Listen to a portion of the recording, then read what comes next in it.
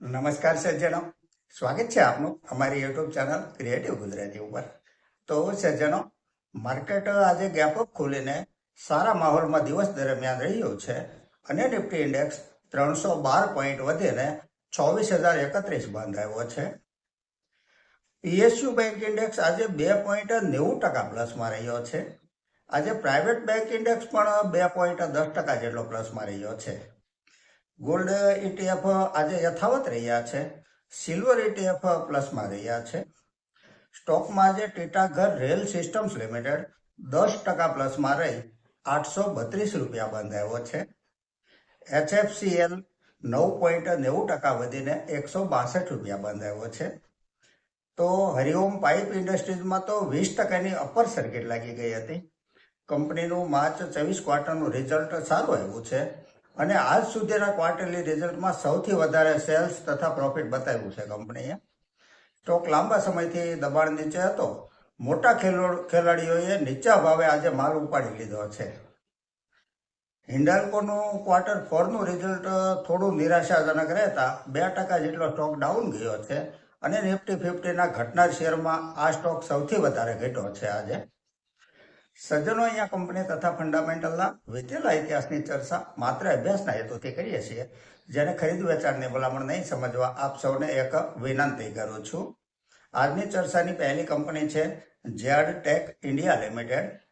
Theme આધારિત કચરાનો નિકાલ કરવો, ઔદ્યોગિક વેસ્ટ પાણીને મેનેજ કરવા જેવો એક અલગ પ્રકારનો બિઝનેસ કરે છે। આ એક માઇક્રોકેપ કંપની છે।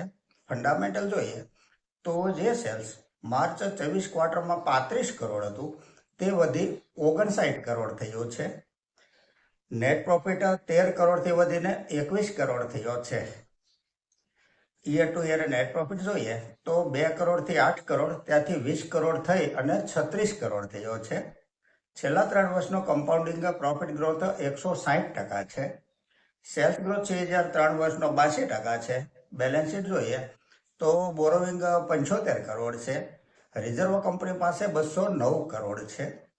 માર્કેટ કેપ 885 કરોડની છે। માઇક્રો કેપ કંપની છે। સ્ટોક પ્રાઇસ 612 રૂપિયા છે। 52 વીક આય 701 રૂપિયાનો બનેલો છે। પી રેશિયો 25 છે। ROCE 20% છે। ROE 18% છે। ફેસ વેલ્યુ 10 રૂપિયા છે। શેર હોલ્ડિંગ પેટર્ન જોઈએ તો પ્રમોટર હોલ્ડિંગ 53.56% છે। એફઆઈઆઈનું હોલ્ડિંગ 4.47% છે। જે આજથી 1 વર્ષ પહેલા એટલે કે માર્ચ 2025 ક્વાર્ટરમાં એફઆઈઆઈનું હોલ્ડિંગ 0.96% હતું, ત્યાંથી વધીને 4.47% થયું છે। ડીઆઈઆઈનું હોલ્ડિંગ 0.37% છે અને પબ્લિકનું હોલ્ડિંગ 41.62% છે। કંપની પ્રોફિટેબલ છે। આગળની કંપની છે ટીડી પાવર સિસ્ટમ્સ લિમિટેડ। ગ્રાહકની જરૂરિયાત પ્રમાણે જનરેટર તથા ઇલેક્ટ્રિક મોટર ડિઝાઇન કરી આપતી આ કંપનીનું ફંડામેન્ટલ જોઈએ તો જે શેર માર્ચ 25 ક્વાર્ટરમાં 348 કરોડ હતું તે ત્યાંથી વધી 589 કરોડ થયું છે। નેટ પ્રોફિટ 53 કરોડથી વધી 72 કરોડ થયો છે। Year to year net profit જોઈએ તો 70 કરોડથી 96 કરોડ, ત્યાંથી 118 કરોડ, ત્યાંથી 175 કરોડ થઈ અને 239 કરોડ થયો છે। પ્રોફિટનો ગ્રાફ લગાતાર ઉપર જઈ રહ્યો છે। છેલ્લા 3 વર્ષનો કમ્પાઉન્ડિંગ પ્રોફિટ ગ્રોથ 22% છે। સેલ્સ ગ્રોથ છે જ્યારે 3 વર્ષનો 86% છે અને ટીટીએમ 168% છે। બેલેન્સ શીટ જોઈએ તો બોરોવિંગ 18 કરોડ છે। રિઝર્વ કંપની પાસે 1041 કરોડનું છે। માર્કેટ કેપ 20,294 કરોડની છે। સ્ટોક પ્રાઇસ 1,299 રૂપિયા છે। 52 વીક આય 1,361 રૂપિયાનો બનેલો છે। પી રેશિયો 68 છે। ROCE 33% છે। ROE 25% છે। શેર હોલ્ડિંગ પેટર્ન જોઈએ તો પ્રમોટર હોલ્ડિંગ 26.87% છે। એફઆઈઆઈનું હોલ્ડિંગ 26.69% છે। ડીઆઈઆઈનું હોલ્ડિંગ 22.24% છે અને પબ્લિકનું હોલ્ડિંગ 24.20% છે। એફઆઈઆઈનું હોલ્ડિંગ માર્ચ 25 ક્વાર્ટરમાં 19.12% હતું, ત્યાંથી વધીને 26.69% થયું છે। કંપનીએ વીતેલા 1 વર્ષમાં શેર હોલ્ડરોને 168% રિટર્ન આપ્યું છે। 3 વર્ષનો સ્ટોક પ્રાઇસ 86% છે। 5 વર્ષનો સ્ટોક પ્રાઇસ CAGR 99% છે. આ એક કન્સિસ્ટન્ટ પ્રોફિટેબલ કંપની છે. ફંડામેન્ટલ સારું છે કંપનીનું. આગળની કંપની છે જેપી પાવર વેન્ચર્સ લિમિટેડ. એક સજ્જન પૂછે છે કે મારી પાસે હોલ્ડિંગ છે, શું કરાય? ફંડામેન્ટલ જોઈએ તો જે સેલ્સ માર્ચ 25 ક્વાર્ટરમાં 1341 કરોડ હતું તે ત્યાંથી 1386 કરોડ થયું છે. નેટ પ્રોફિટ જે 156 કરોડ હતો ને ત્યાંથી -13 કરોડ થયો છે. કમ્પાઉન્ડિંગ પ્રોફિટ ગ્રોથ 3 વર્ષનો 97% છે, પરંતુ TTM -45% છે. પ્રમોટરનું હોલ્ડિંગ 24% છે, તેમાંથી 73% પ્લેસ કરેલું છે પ્રમોટરોએ. ROC અને ROE બંને સિંગલ ડિજિટમાં છે. ફંડામેન્ટલ જોતા તો એવું લાગે છે કે હોલ્ડિંગમાંથી એક હિસ્સાનું પ્રોફિટ બુકિંગ કરી લેવાય, બાકીનું બચતું હોલ્ડિંગ હોલ્ડ રહેવા દઈને રાહ જોવાય. આગળની કંપની છે Bajaj holding and investment limited. એક સજ્જનનો સવાલ છે કે શું કરાય? સ્ટોક બાય કર્યા પછી ઘટે એટલે સ્વાભાવિક છે કે ચિંતા તો થાય જ. એમાં પાછું માર્ચ 24 ક્વાર્ટરનું રિઝલ્ટ નબળું આવ્યું છે, પરંતુ 10 કરોડના બોરોવિંગ સામે 73,000 કરોડનું રિઝર્વ છે કંપની પાસે.